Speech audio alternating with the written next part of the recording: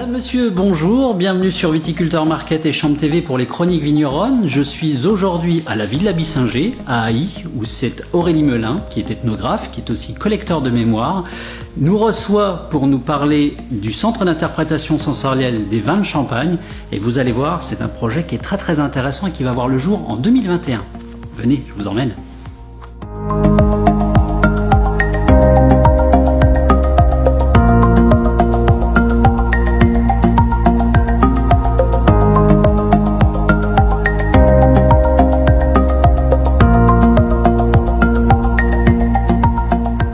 Aurélie, bonjour, je suis ravi de t'accueillir en tout cas sur Champ TV et Viticulteur Market.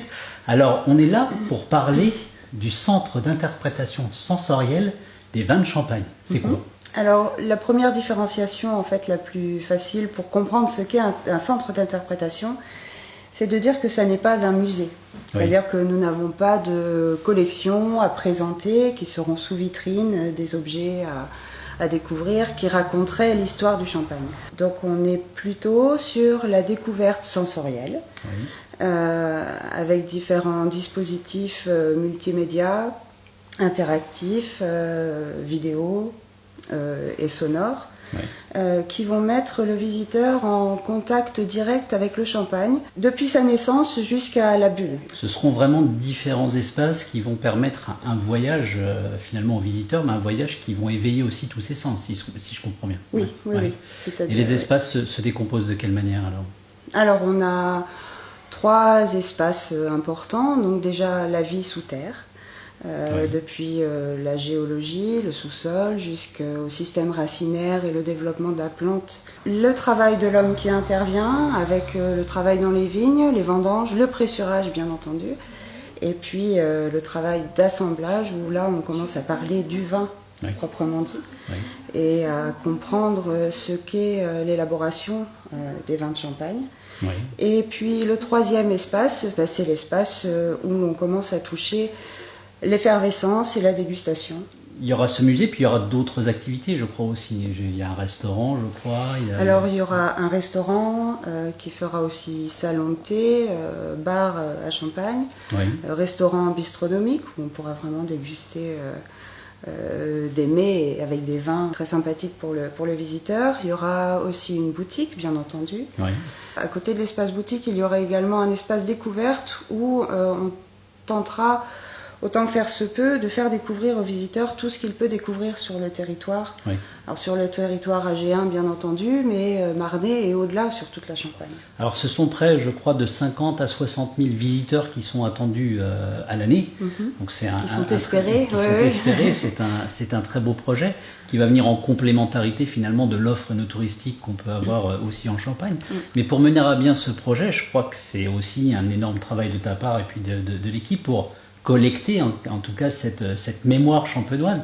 Alors il y a une collecte, il y a même 2 collectes si je puis dire. Donc il y a une collecte pour l'espace célébration qui sera en amont de l'espace effervescence. La collecte sur la célébration, on demande aux gens de nous envoyer des photographies et des images de moments de convivialité, de moments plus ou moins intimes ou plus ou moins festifs, où ils dégustent du champagne.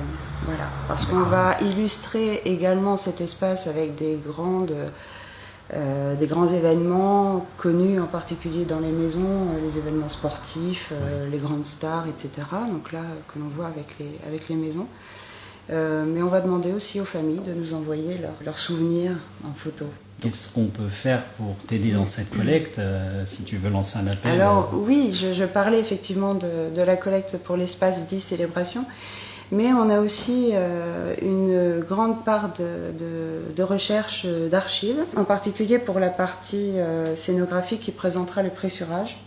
Comme on est sur un site, sur le site d'un ancien pressoir, on recherche des photos, des images, et même des vidéos d'archives qui montrent le pressurage, y compris dans les années 50, 60, pour pouvoir montrer l'évolution du métier, l'évolution des techniques, l'évolution des objets et des hommes aussi, Donc pressurage, vendange, des moments de convivialité aussi, les collations dans les vendanges, le cochelet, oui. voilà, toutes ces...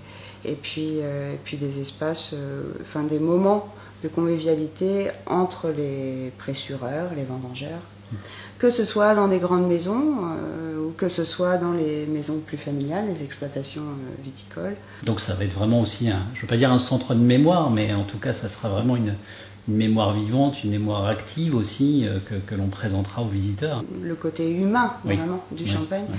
Et l'idée, c'est de montrer là le partage, ce que le champagne représente comme moment de partage. Alors c'est un projet qui a l'ambition en tout cas d'être prêt, j'allais dire, pour la Saint-Vincent 2021.